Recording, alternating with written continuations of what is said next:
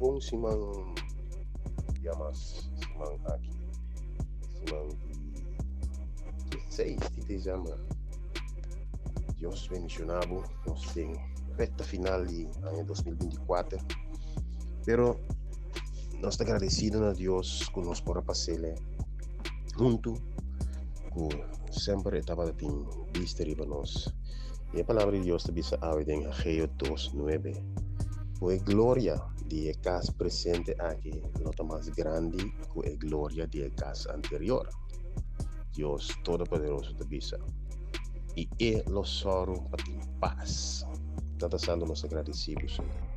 Nós não danke, Senhor. Danke para o amor, danke para a misericórdia, danke para Cristo Jesus. Que está a cabeça de casa novo, Senhor. Que está a cabeça de casa presente, Senhor. Danke para o Espírito Santo, que te guia de casa novo aqui, Senhor. Aleluia. Está sendo conosco por tua sua guiança, Senhor. Aleluia. Para sobrar.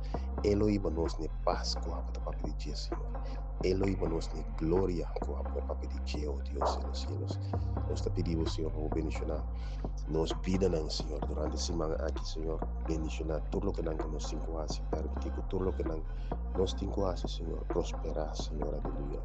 Cada santo bendicionar trabalho, bendicionar família, bendicionar casa. Cada santo danke, Senhor, aleluia. Pois não está enfermo, eu te pedimos para ter sanidade, Senhor. Se não tem ter trabalho, Senhor, para ter entrada, Senhor, trabalho para nós, Padre Celestial. Cada santo, nós te põe cada que está escutando, Senhor. De momento, Senhor, muito não está finalizando na semana de exame, Senhor. Abo bendicionar, iluminar a mente, Senhor. Nós te agradecemos, nós não danke, Senhor, aleluia. Danke e permitir que de uma forma tranquila nós passar durante a semana aqui. Nós agradecemos em nome de Jesus. Amém. Deus siga bendicionando o gente. Feliz semana, semana tranquilo. Anto, recorda que a glória de casa presente está mais grande que a glória de casa promete. E Deus te son que lo establece paz. Deus siga bendicionando.